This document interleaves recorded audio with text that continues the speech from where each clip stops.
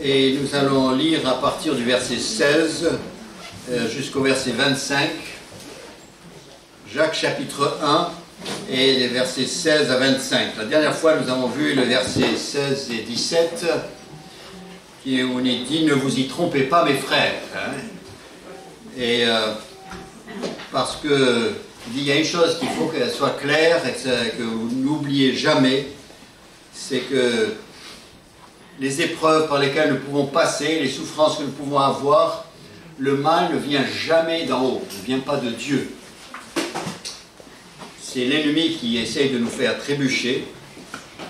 Notre Père dans les cieux, eh bien, se sert parfois de ces événements pour nous fortifier, pour nous encourager. Hein. Mais c'est jamais Dieu qui nous tente. Hein. Il dit donc, ne vous y trompez pas.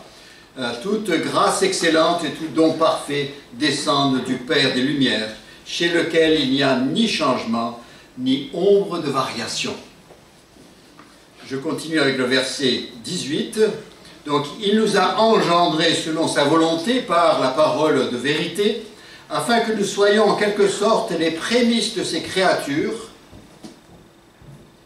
Sachez-le, mes frères bien-aimés, ainsi que tout homme soit prompt à écouter, lent à parler, lent à se mettre en colère, car la colère de l'homme n'accomplit pas la justice de Dieu. C'est pourquoi, rejetant toute souillure et tout débordement de méchanceté, recevez avec douceur la parole qui a été plantée en vous et qui peut sauver vos âmes. Mettez en pratique la parole et ne vous bornez pas à l'écouter en vous trompant vous-même par de faux raisonnements. Car si quelqu'un écoute la parole et ne la met pas en pratique, il est semblable à un homme qui regarde dans un miroir son visage naturel et qui, après s'être regardé, s'en va et oublie aussitôt comment il était. Mais celui qui aura plongé les regards dans la loi parfaite, la loi de la liberté, et qui aura persévéré, n'étant pas un auditeur oublieux, mais se mettant à l'œuvre, celui-là sera heureux dans son activité.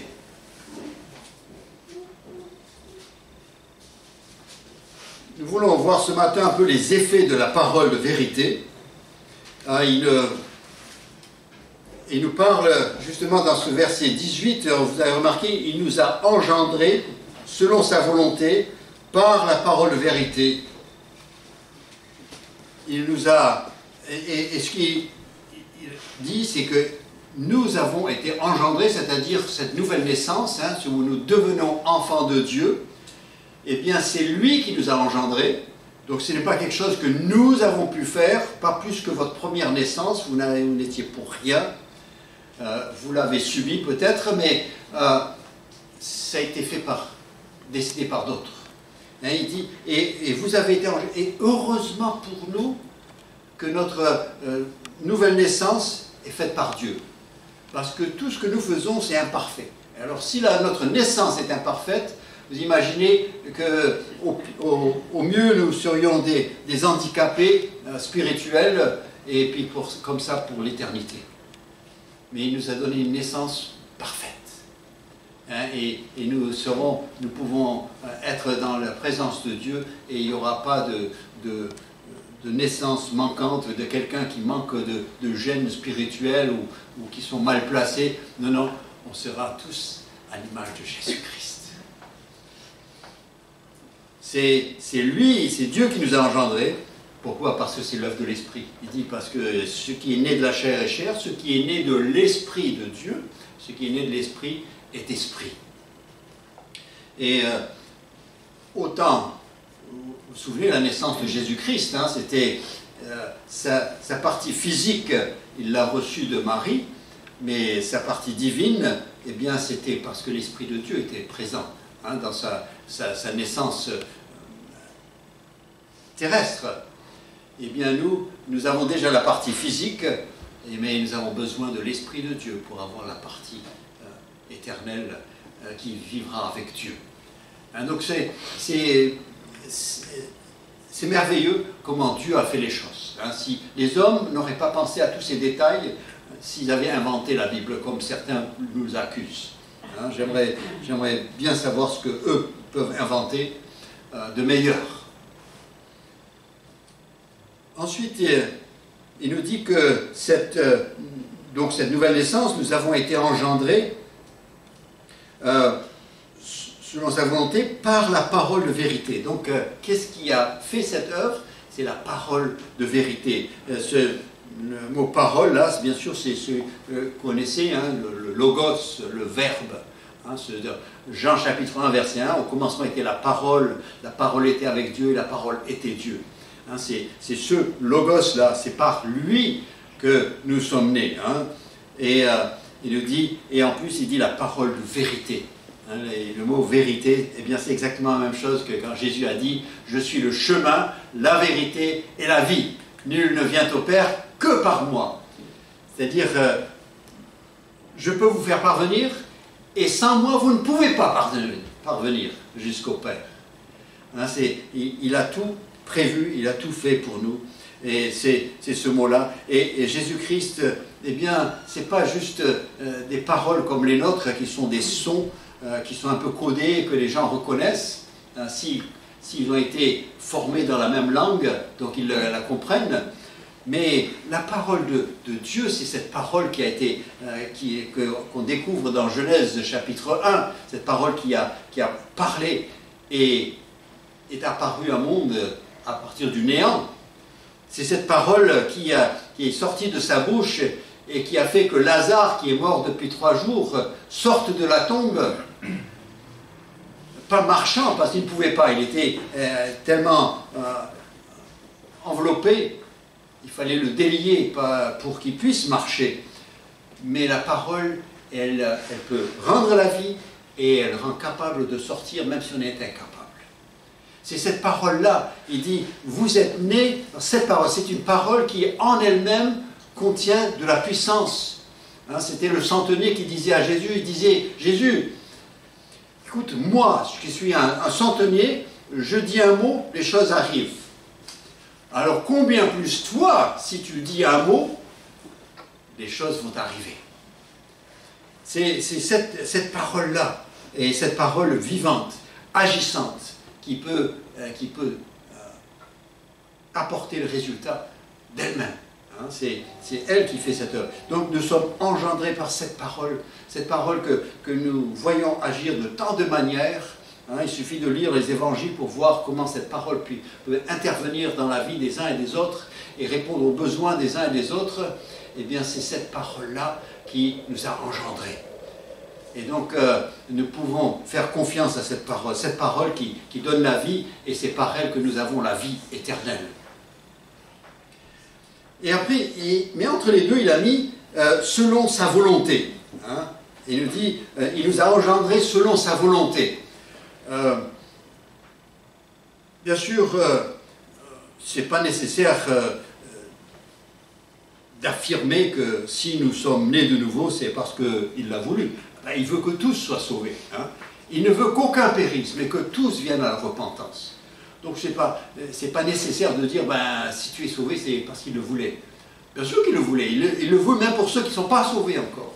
Il voudrait qu'ils soient sauvés. Ce qu'il est en train de dire, c'est qu'il dit, selon ma volonté, c'est-à-dire cette nouvelle naissance, elle est conforme à ce que je veux. Elle est selon ma volonté. C'est, quand je l'ai faite comme je voulais. Dernièrement, là, j'ai eu un artisan qui est venu travailler à la maison pour monter un mur. Et la partie où moi je pouvais parler, c'était de dire je veux que tu le fasses ou je ne veux pas que tu le fasses. Mais lui, il a dit clairement, il m'a dit mais moi, si je fais le travail, je le fais bien. Je fais comme je veux le faire. C'est-à-dire, vous me dites de le faire, après moi je le fais en conformité avec ma manière de travailler. Lui, il voulait quelque chose. Eh bien, en fait, c'est ça que Dieu dit. Il dit, écoute, tu veux la nouvelle naissance, tu veux la vie éternelle, eh bien, donne-moi l'autorisation, mais après, c'est moi qui le fais en conformité avec ce que j'ai conçu, ce que j'ai prévu pour toi. Et heureusement pour nous, parce que nous, on aurait eu quelque chose, vous savez, la plupart d'entre nous, eh bien, tout ce qui nous intéressait, c'est échapper à l'enfer. C'était même pas forcément d'être avec Dieu, c'est d'échapper au jugement. Pour d'autres, c'est oui, je veux être au ciel un jour. Et tu penses qu'à toi. Beaucoup sont venus à Christ pour les mauvaises raisons. Et il est tellement rempli de compassion qu'il nous reçoit quand même. Mais j'espère que depuis que vous avez rencontré le Seigneur, vous avez quand même évolué, votre pensée s'est un peu transformée, et c'est vraiment cette communion avec lui que vous désirez, c'est de pouvoir comprendre sa pensée, de vivre avec lui et de saisir sa pensée. Il dit, la nouvelle naissance, eh bien, elle est par l'Esprit, elle est réalisée par la parole de Christ, la parole de Dieu, la parole de l'Esprit de Dieu. C'est la même parole qui fait cette œuvre parfaite. Et puis aussi, il dit, et je le fais, cette nouvelle naissance, je la fais comme je veux qu'elle soit, comme celle que j'accepte.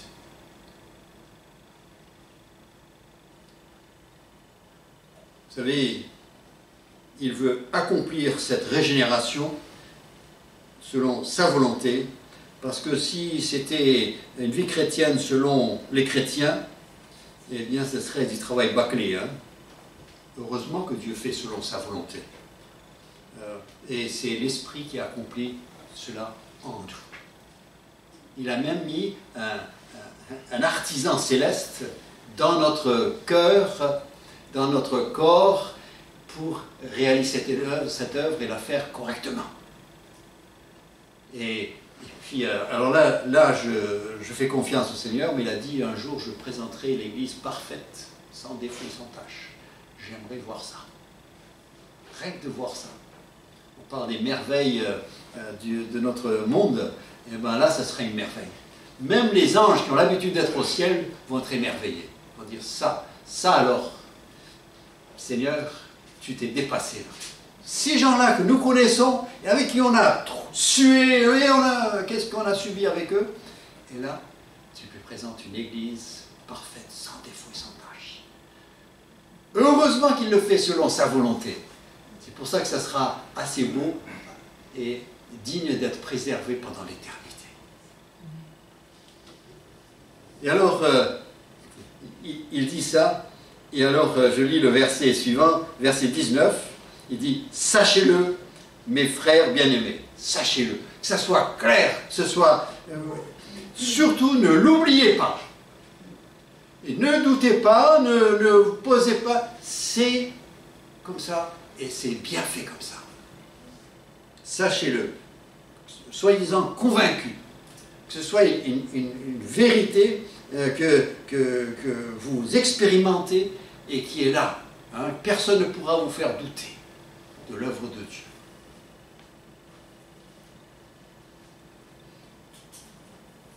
Donc la régénération que Dieu réalise dans le croyant se fait par la parole, avec un grand P, par le Verbe, par le Logos, hein, et cette parole, eh bien, cette parole là, maintenant que nous avons été nés de nouveau, hein, nous sommes régénérés, eh bien maintenant il faut l'écouter. Et on n'écoute pas la parole de Dieu comme on écoute de la musique. Hein, des fois on met la musique comme ça, puis c'est un bruit de fond. Et j'ai craint que parfois pour certains chrétiens, la parole de Dieu c'est un peu un bruit de fond pour faire oublier certaines choses. Vous savez, la parole de Dieu, on doit l'écouter comme lorsqu'on reçoit une instruction. Hein, comme quelqu'un nous explique quelque chose. Vous l'écoutez avec l'attention que vous donnez à un tuto sur YouTube. Hein. Des fois, vous êtes là, cette vidéo-là, et c'est pour savoir exactement comment faire quelque chose, et bien vous regardez à chaque détail. Et bien c'est comme ça qu'il faut écouter la parole de Dieu. C'est pour saisir et comprendre chaque détail, parce que les mots sont pesés, ils ont dit ce qu'il faut dire, et ils ont dit tout ce qu'il faut dire, donc il faut tout écouter. Et c'est ainsi que nous voulons écouter la parole. Alors il dit, écoutez, soyez lents prompt à écouter, lent à parler, et à se mettre en colère. C'est sûr que quand on est en train de parler, on ne peut pas écouter.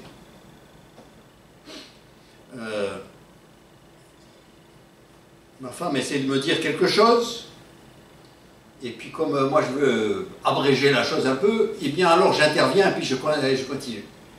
Elle s'arrête de parler, elle me dit c'est pas ça. Et alors bon, moi qui voulais économiser 2 minutes, là maintenant il faut tout recommencer et écouter jusqu'au bout pour écouter correctement. Vous savez, les maris font ça avec leurs épouses, mais je crois qu'il y a beaucoup de chrétiens qui font ça avec leur Père Céleste, n'est-ce pas? Et nous devons faire très attention. Hein, si vous êtes en train d'expliquer quelque chose et la personne coupe la parole, ou bien tout d'un coup se met à discuter avec quelqu'un d'autre, vous appréciez ça? Mais pourquoi faire ça avec Dieu alors? Vous discutez avec quelqu'un qui a le téléphone dans la main et puis en train de regarder l'écran. Vous savez, il y en a qui sont en train, ils écoutent de Dieu de cette manière-là aussi. Hein. Et il dit surtout, alors là, si vous êtes en colère, alors là, vous ne pourrez pas écouter. Il dit là, parce que la colère de l'homme, elle n'accomplit pas la justice de Dieu. Et en fait, il n'y a que Dieu qui a le droit de se mettre en colère parce qu'il est juste dans sa colère. Lui, il accomplit la justice. Et nous ne prétendons pas pouvoir faire ce que lui est réservé pour lui. Hein, il dit, pareil, dans le même contexte, dans la même chose, c'est une application, en tous les cas, il dit ne vous vengez pas, à Dieu la vengeance. Eh bien, ne vous mettez pas en colère, c'est à Dieu de se mettre en colère. Parce que nous, il y a toujours, on n'a pas toutes les données, et puis il y a toujours les tendances à l'exagération, et puis la colère, eh bien, c'est assez égoïste le plus souvent, et je ne pense qu'à mon intérêt, je ne pense pas à l'intérêt de l'autre, et tout devient déséquilibré dans la colère, quand on se met en colère. Donc, vous dites, Steve, on dirait que tu en sais quelque chose.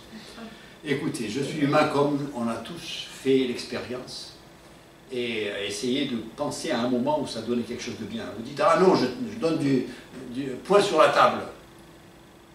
Et alors? Bah, tout a bondi, mais après, et alors? Vous savez, c'est pas garanti qu'on obtient ce qu'on veut. Hein. Peut-être sur le moment, mais après, on repère cette personne-là, celui-là. Prochaine fois, il aura besoin de moi, je ne serai pas là. Faisons les choses comme Dieu veut, faisons confiance. Vous croyez que celui qui est en face du guichet, il va être mal disposé? Eh bien, pourquoi vous n'avez pas commencé à prier avant de quitter la maison? Pour que le Seigneur touche son cœur? Pour que quand vous arriviez, eh ben, c'est comme s'il vous attendait. Vous savez, la vie chrétienne, c'est pour tous les jours. C'est partout. C'est à la poste comme c'est à la maison. C'est pas seulement à l'église. Et je continue avec le verset suivant. Il dit, sachez, mes frères bien-aimés, ainsi que tout homme soit prompt à écouter, lent à parler, lent à se mettre en colère. Car la colère de l'homme n'accomplit pas la justice de Dieu. C'est pourquoi, rejetant toute souillure, hein, c'est le verset 21, et tout débordement de méchanceté, recevez avec douceur la parole qui a été plantée en vous et qui peut sauver vos âmes. Vous savez ce qu'il dit? Avant de dire recevez avec douceur la parole qui a été plantée en vous, hein, on retrouve ce mot parole, c'est le même mot, c'est logos, avant de recevoir cette parole qui a été plantée en vous, il écrit rejetant tout débordement de méchanceté, rejetant toute souillure et tout débordement de justice. Il dit, il faut se mettre en disposition, une bonne disposition, il faut un peu purifier l'air, mettre en état, régler certaines choses, afin de pouvoir recevoir avec douceur la parole de vérité. Est-ce que vous voyez ce que je comprends? D'abord, je vois un participe présent là. il dit rejetant toute souillure. Ça veut dire que ce n'est pas une chose qui se fait en un instant. Le participe présent, ça veut dire que c'est quelque chose de continu, c'est quelque chose de maintenu. On commence à un certain moment et on continue à le faire, et il n'y a aucune indication de quand on s'arrêterait. Il dit rejetant. Il faudra le faire tout le long de notre vie chrétienne, il y aura des choses à rejeter. Dans Hébreux chapitre 12, il parle de ces choses qui se collent à nous. De notre passage, Jésus a lavé les pieds des disciples, Pierre a dit, ben lave-moi tout entier si j'en ai besoin. Il dit non, non, celui qui est pur, il reste pur. Mais les pieds, ça, vous savez, vous avez marché dans des saletés. Et en tant que chrétiens, lorsque nous marchons dans ce monde, eh bien nos oreilles entendent des saletés, nous sommes nous sommes exposés à des saletés, toutes sortes de choses. Il dit, ben, il faut purifier, mettre de l'ordre, dépolluer l'air pour que vous puissiez écouter avec douceur, recevoir avec douceur la parole. On est mieux disposé à entendre. C'est pas lorsque je suis énervé et en colère et ceci, cela. Et parfois, vous savez, parfois je dis à certains chrétiens, je dis, écoute, si la manière de te détendre, c'est de prendre un café, alors va prendre un café et tu prendras le café avec le Seigneur. Tu prends le café, tu t'assois. C'est déjà, rien que ce geste de s'asseoir à cette petite table, il y a un endroit là où tu te détends. Déjà ça te détend et commence à réfléchir. Prépare-toi pour entendre.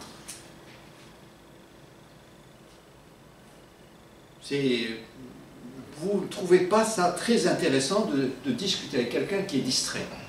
Il est en train de penser à autre chose, il est préoccupé, il est ceci, cela. Il est fâché avec quelqu'un, oui, rien lui dire. Ben, pas plus le Seigneur non plus. Donc c'est un moment de prendre ce temps. Bon, en passant, je veux dire, vous savez, c'est bien, même quand on vient en culte, c'est de venir un peu à l'avance. Comme ça, on se calme, parce que déjà, on ne sait pas qui est-ce qui nous a fait une queue de poisson en route. Et on est encore énervé par cela. Ou bien, on est énervé parce que l'autre, je suis en retard, c'est à cause de l'autre. Et donc je suis un peu énervé aussi. Ça doit arriver chez le pasteur aussi, parce que sinon il ne serait pas au courant. Mais c'est des choses qui arrivent. Mais il dit, venez à l'avance, de quoi vous calmer un petit peu. Et de détendre pour pouvoir recevoir tout ce qu'il a prévu. Pas rater tout le début. Les chants au début du culte ne sont pas là juste pour calmer les gens, pour la prédication. Ils font partie, c'est une partie importante du culte. Le chant, l'adoration, cette présidence. Moi je dis aux frères qui président, je lui dis, écoutez, vous avez besoin d'être conduits par l'Esprit de Dieu, parce que vous êtes en train de présider une rencontre spirituelle, où le Seigneur veut parler, et où les enfants de Dieu veulent dire quelque chose du Seigneur. Donc tu es là, tu es en train de les aider, tu es en train de les accompagner dans la présence du Seigneur, parce qu'ils ont envie de l'adorer.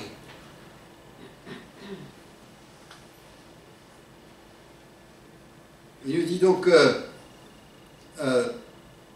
rejetant toute souillure, tout débordement, c'est bien avant de venir même au culte de dimanche, ou même avant de votre culte personnel, c'est de dire, Seigneur, écoute, pardonne-moi pour ceci, pardonne-moi pour cela.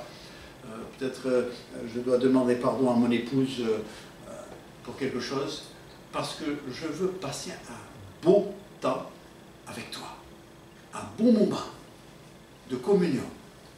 Parfois, il y a beaucoup de chrétiens qui disent « Oh, je lis la Bible, mais ça ne change pas grand-chose. » Eh bien, tu as vu dans quel état tu t'approches? Bien sûr qu'il n'a rien à dire. Tu es en train de penser à quelqu'un d'autre. Il dit « Recevez avec douceur la parole qui a été plantée en vous. » Ah, plantée. Vous savez ce que ça veut dire, planter? C'est pas comme planter comme un clou. C'est comme planter une semence. Il parle de cette parole qui est plantée, il ne dit pas une parole congelée pour un autre jour. Non, non, elle est là, elle est vivante, et elle est en train de se développer dans ta vie. Vous savez, nos cœurs ne sont pas des lieux de stockage de versets bibliques. Bien sûr que je serre ta parole dans mon cœur afin de ne pas pécher contre toi. C'est bien d'avoir des versets dans le cœur, parce que le jour où vous allez mal et que vous n'avez pas envie d'ouvrir la Bible, eh ben, vous pouvez quand même puiser dans ce petit trésor que vous avez caché dans votre mémoire et faire ressortir, et l'Esprit de Dieu qui est là dans votre corps, eh bien, il peut aller ouvrir ce placard-là, puis sortir 2-3 versets, et vous les rappeler, et puis tout d'un coup, ça va mieux. C'est bien, mais il dit, vous n'êtes pas, le cerveau n'est pas un lieu de stockage de la parole de Dieu, c'est le cœur. Et le cœur, eh bien, il est plutôt un jardin. Et c'est un jardin qui doit produire du fruit à la gloire de qui? Du jardinier. Notre vie est une plantation qui reçoit la semence de la parole. Vous connaissez la parabole du semeur? Hein, c'est dans Luc chapitre 8 par exemple. Je vais juste vous rappeler quelques détails importants. Il dit le semeur est sorti pour semer. Il n'y a aucune question pour ce qui concerne la semence. C'est une bonne semence. Il sort pour semer dans le champ. Et alors il dit il y a une partie de la semence qui tombe sur un chemin. Un raccourci que les gens prennent au travers du champ, et puis ils piétinent cette semence, et la terre elle est tassée, et donc cette semence, eh bien, elle n'a pas le temps de pénétrer le sol que les oiseaux ont déjà mangé. Il dit, il y a une autre partie, ça tombe dans un endroit un peu rocailleux. Hein, si vous avez visité la Palestine, vous comprenez cela. Mais c'est un peu rocailleux, et il y a un peu de terre, mais ça prend, mais ça ne dure pas longtemps, c'est vite desséché. Puis après, il y a une autre partie qui tombe à un endroit où, vous savez, de toute apparence, ça avait l'air très bien. Mais très vite, on se rend compte qu'il y avait beaucoup d'épines aussi dans ce coin, et c'est monté avec. Et vous savez, les épines, moi, j'ai vu ça dans mon jardin, je ne sais pas si chez vous c'est comme ça, mais chez moi, les mauvaises herbes, ça pousse plus vite que ce que j'ai semé. Et c'était le cas aussi. Et ça a étouffé la semence, et puis elle n'est pas morte, mais elle n'a pas pu porter de fruits. Et puis il a dit, heureusement qu'il y a cette quatrième catégorie, il a dit, c'est cette semence qui a été semée, et qui est tombée dans la bonne terre, et qui a porté du fruit. Hein, 30, 40, 30, 60, 100%. Hein, ça a porté du fruit. Après, de quoi il parle? Eh bien, en fait, cette parabole est en train d'illustrer, non pas des catégories de croyants, mais en train d'illustrer des catégories d'auditeurs. C'est comment j'écoute. Il dit que celui qui a des oreilles pour entendre, entende. En fait, c'est 4 manières d'écouter. Il y a celui qui... il écoute la parole de Dieu, hein, donc il a dans ses oreilles, il a un truc, un enregistrement de la Bible, parce que le pasteur il va lui demander s'il a lu la Bible, donc il pourra dire oui. Alors il a ça, mais en même temps il est en train de regarder un match de foot. Qu'est-ce qu'il va retenir? Je n'avais pas besoin de le dire, on le sait tous. Hein. Et ça c'est une catégorie. Il y en a un autre, bien... Il dit, la parole, oui, je l'aime la parole, mais il y a des cailloux il y a des cailloux, c'est-à-dire qu'il y a des soucis, il y a des problèmes, il y a des choses qui le préoccupent en même temps. Et donc, il ne reçoit pas grand-chose. Et il y a un autre qui est, c'est les soucis de la vie, les préoccupations, cela, ça étouffe finalement... il n'a rien tiré de ce qu'il a entendu. Et puis après, il y a celui qui a écouté, et comme une terre labourée, qui reçoit, la graine tombe, et s'enfonce, et là, elle peut prendre, et là, c'est cet auditeur qui écoute. C'est 4 catégories d'auditeurs. Et on en a tous les dimanches matins, hein, on en a les 4 catégories, hein. Il y a des gens... Dire la vérité, vous savez, je pense qu'il y en a très peu d'entre nous qui sont concentrés du début jusqu'à la fin. Il suffit qu'il y ait quelque chose et puis tout d'un coup, il y a des trucs qui passent. Hein, on est distrait, mais après il faut se ressaisir. Mais vous savez, il dit écartez tout cela. Mais la semence a été plantée, il est en train de planter une semence, et il dit, et vous devez tout faire pour la laisser s'épanouir. Le terrain où il y avait le chemin, eh ben, c'est parce qu'il est piétiné. Alors empêchez les gens de passer.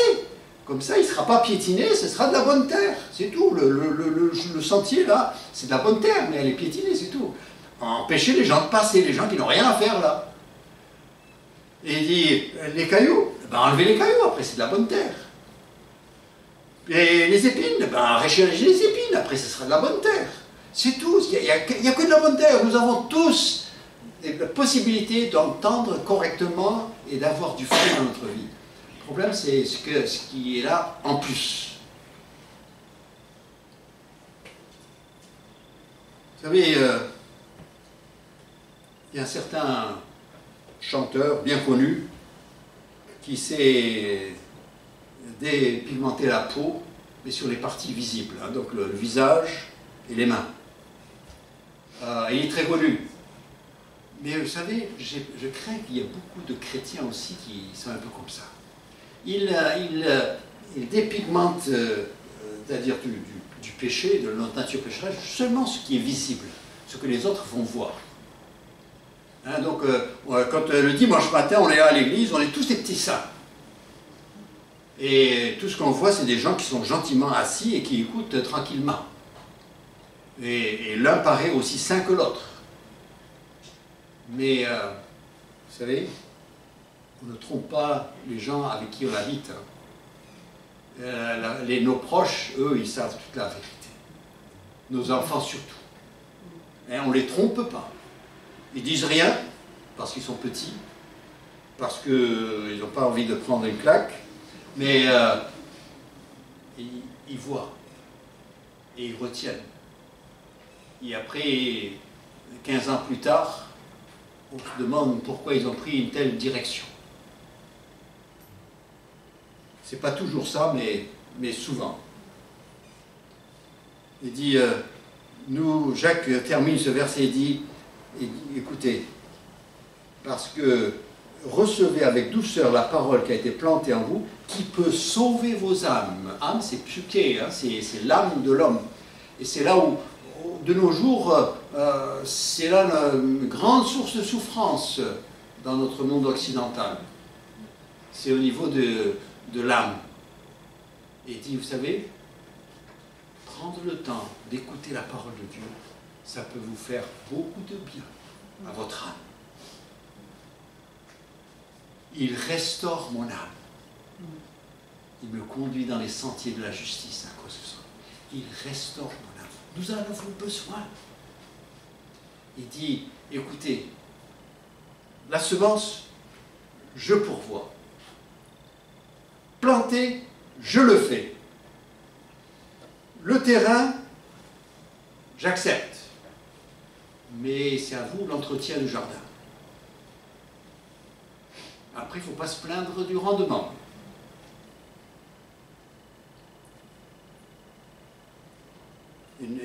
L'état du terrain influe sur la réception de la semence, qui est la parole, et le bien de notre âme en dépendra.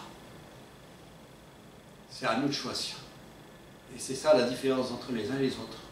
Et c'est la différence entre la semaine dernière et cette semaine. Et ce n'est pas une chose qui se règle une fois, c'est un entretien continuel. Je suis tout content de moi, ça y est, j'ai arraché toutes les mauvaises herbes de mon jardin. Je reviens quelques jours plus tard, c'est comme si on n'avait rien fait. Donc, vous savez, c'est pareil, l'entretien de nos vies.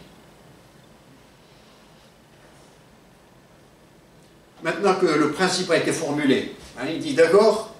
Donc, pour écouter correctement, d'abord, nettoyez les choses, mettez les choses en ordre.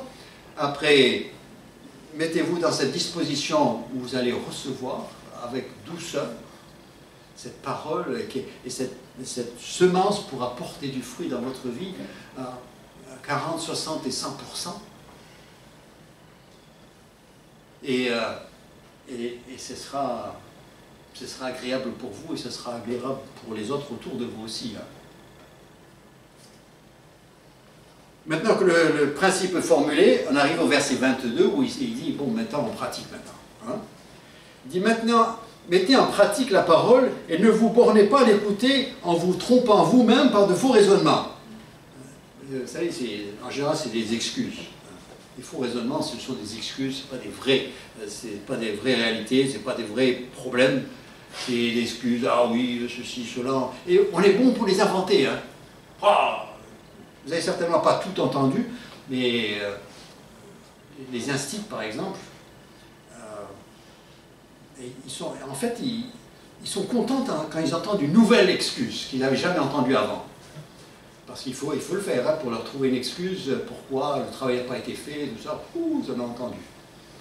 Et Dieu, il en a entendu beaucoup aussi. Qu'est-ce qu'on ne va pas raconter? Pour les raisons pourquoi ceci et cela.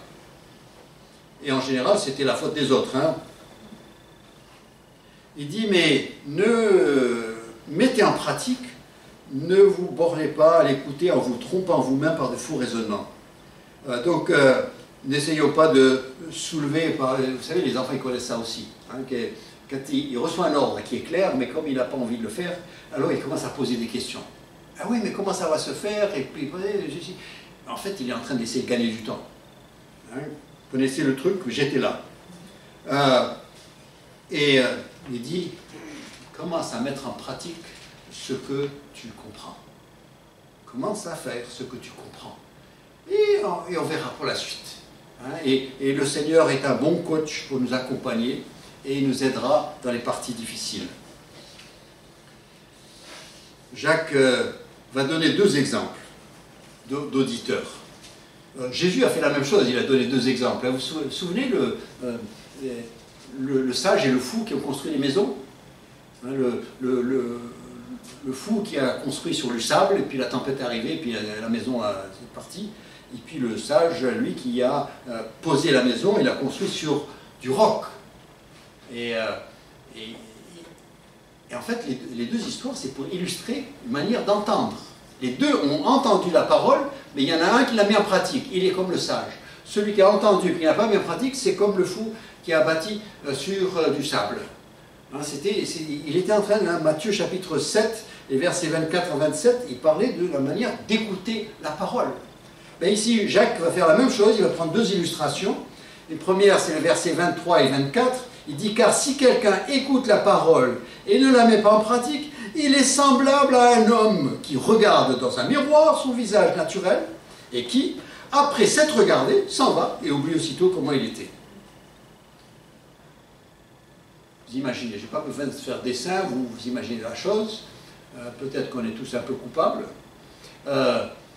Mais après, c'est madame qui nous renvoie. Mais on n'a pas tous dans notre vie spirituelle, on n'a pas tous quelqu'un qui nous renvoie. Hein. Mais il dit celui qui écoute, puis après qui ne fait rien, eh bien c'est comme celui qui regarde un miroir, et puis il voit quelque chose, et puis finalement il ne fait rien, et puis il continue. Et ben, ça ne changera pas toute la journée.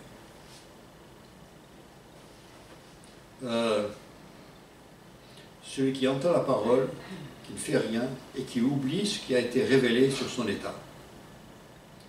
Et l'autre exemple, eh bien c'est le verset suivant, le verset 25. Mais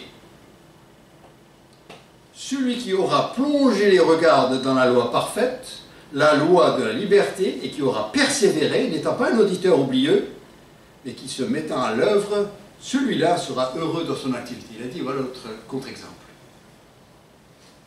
Notons comment lui, il aborde sa responsabilité, comment lui, il écoute. D'abord, il dit, il plonge le regard dans la loi parfaite. J'aime bien l'image. Hein, plonger. D'abord, ce n'est pas un regard superficiel. C'est pas juste, ah oui, je me souviens, je connais ce verset, j'ai compris. Et c'est facile de lire la Bible comme ça. On peut lire beaucoup. Et surtout, si on la lit depuis longtemps, moi je lis la Bible depuis des années, Et c'est facile de dire, ah bah oui, ce passage, je le connais, bon, ça, j'ai prêché dessus, j'ai fait une étude dessus, j'ai tout expliqué. C'est facile de le faire. Mais c'est pas ça, écoutez. C'est de revenir et essayer de voir, c'est pour ça que parfois je prends une Bible vierge, parfois je prends une Bible dans une autre langue, pour pouvoir avoir quelque chose de nouveau pour mon esprit. Parce que mon cerveau, il aime être paresseux quand il peut. Hein, et donc, il y en a qui lisent la Bible en diagonale, comme on dit. J'ai regardé un dictionnaire pour savoir ce que ça veut dire lire en diagonale. Hein, ça veut dire rapide, mais ça veut dire toutes les deux lignes. C'est pas comme ça qu'on doit lire la notice d'un nouvel appareil, parce que sinon, on va avoir des soucis. Pas plutôt, j'ai trouvé l'expression, c'est une lecture active. C'est-à-dire où, en lisant, je me pose des questions, j'essaie de comprendre, je suis en train de là, activement, je discute. Il y avait un prédicateur, Warren Wiersbe, qui disait, moi, quand j'ouvre ma Bible, je discute avec ma Bible. Je lui pose des questions, et elle me répond, et dit, on passe un temps ensemble. J'aime bien cette image. Et j'essaie de comprendre le texte concerné, et puis après, si je n'arrive pas à comprendre, et si c'est vraiment important de le comprendre, alors je vais demander de l'aide, mais je suis intéressé. Et c'est surtout pas de lire la Bible et de se dire, mais qu'est-ce qui me vient à l'esprit quand je lis? À quoi ça me fait penser? Peu importe à quoi ça te fait penser. Qu'est-ce que l'auteur voulait dire? C'est ça qui t'intéresse. Qu'est-ce qu'il voulait dire? Et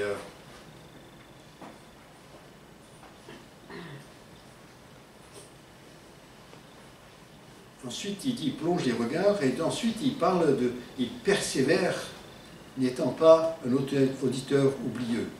Il parle de persévérer. Donc, ce n'est pas quelque chose qui vient tout seul, c'est quelque chose où il faut fournir un effort, et il faut maintenir l'effort, et il faut constamment se concentrer, hein, parce que le cerveau, il aime bien les automatismes. Hein, l'être humain aime bien, là où il peut, il essaie de développer des réflexes et des automatismes, parce que comme ça, il n'a pas besoin de réfléchir. Mais dans la lecture de la parole de Dieu, il ne faut jamais de réflexe, jamais d'automatisme. Chaque fois, c'est conscient, c'est intentionnel, c'est réfléchi, c'est... Sinon,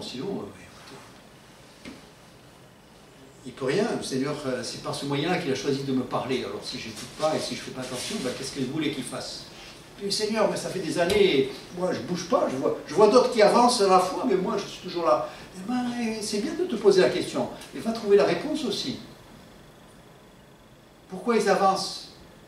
Hein, regarde sa Bible, peut-être que tu vas voir que les pages sont usées et tout ça, et tandis que la tienne, elle est toute neuve.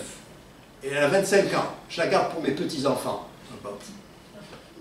Il faudrait mieux qu'ils aient une mamie qui aime le Seigneur, et ils ont le souvenir d'une mamie qui aime le Seigneur, que d'avoir une Bible que la mamie a gardée pour eux.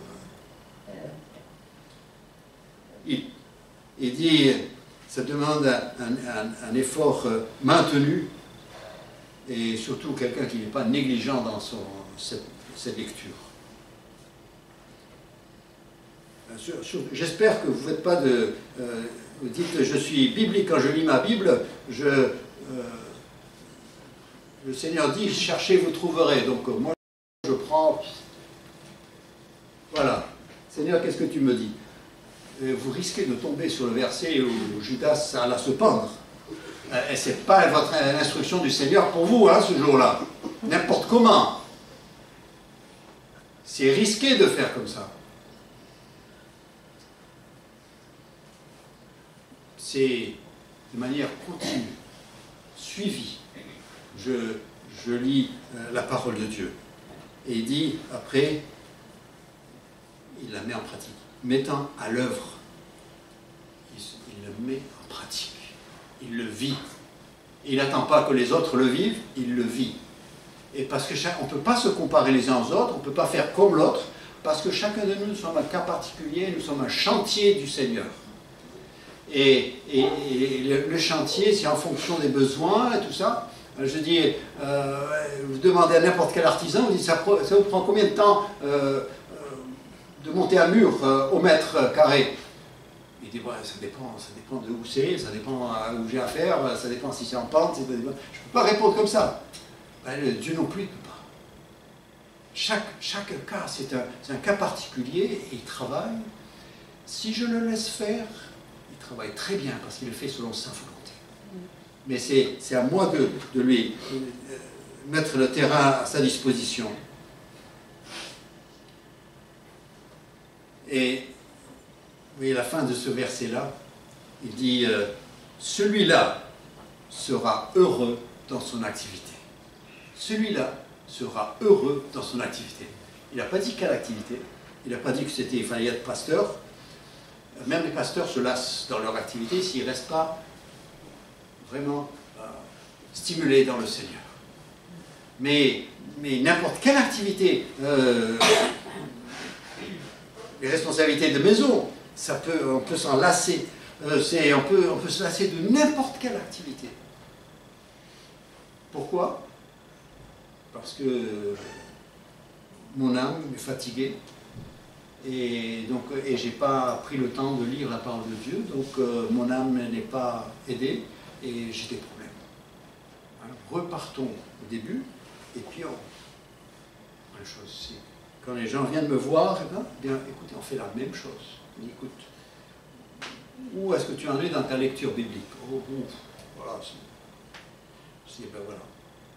Pas la peine de discuter plus longtemps. On va aller reprendre des bonnes habitudes. Et puis c'est étonnant ce que le Seigneur peut faire. Je suis très croyant parce que j'ai vu des cas pas possibles, eh bien, devenir des merveilles de l'œuvre de Dieu. Et ça, c'est la parole. Il dit, la naissance, elle vient de Dieu, la semence, elle vient de Dieu, l'œuvre, c'est lui l'architecte. Qu'est-ce que vous voulez de plus? Il vous demande seulement d'arracher les mauvaises herbes, d'enlever les cailloux inutiles, et c'est tout. Il dit, le reste, je fais tout. Et il dit, en plus, je le prépare pour en faire quelque chose pour le ciel. Donc il faut que ça soit bien fait. Peut-être que chez vous, les hommes, on n'est pas très exigeants, mais pour le ciel, on est très exigeants. Et si vous êtes sérieux de vouloir aller au ciel, eh bien, on ne va pas n'importe comment. Hein. Il y a des gens, on leur demande, ils voulaient aller au ciel, bien sûr. Il dit, mais tu fais quoi pour te préparer? Ah ben, j'espère y arriver. Et dans ton état, tu seras malheureux. Hein. C'est une ambiance qui ne te convient pas dans ton état. C'est un poisson, il est bien dans l'eau, hein. On dit comme un poisson dans l'eau. Mais vous le mettez dans l'air, et il n'est pas bien du tout. Et une personne qui n'a pas reçu la vie éternelle, qui n'a pas reçu le pardon de ses péchés, qui n'est pas venu à Christ, eh ben, au ciel, il sera aussi mal à l'aise qu'un poisson dans l'air. Donc, c'est-à-dire, soyons logiques, soyons raisonnables et soyons sérieux. Il dit, ne vous trompez pas vous-même, ne dites pas. Et acceptons la vérité. Je crois qu'on a assez dit, on va prier. Père Céleste, combien nous sommes reconnaissants à toi pour ta parole. Elle est là. Tu as parlé. Et même quand Adam et Ève ont péché, qu'ils se sont égarés, ils ont désobéi, eh bien la première chose qu'ils ont entendue, c'est la voix du Seigneur dans le jardin. Cette parole, elle est là pour les pécheurs. Et ils peuvent l'entendre, et ils peuvent répondre. Et tu as parlé avec Adam et Ève, et tu as pu les rétablir. Et comme tu fais pour chacun d'entre nous. Seigneur, donne-nous de ne pas être négligents, mais d'être persévérants, de vraiment faire le nécessaire pour recevoir avec douceur cette parole de vérité. Seigneur, tu connais chaque cœur, tu sais quelles ont été les pensées que l'Esprit a soulevées chez l'un et chez l'autre, Et que Seigneur, aucun de nous soyons des auditeurs oublieux ce matin.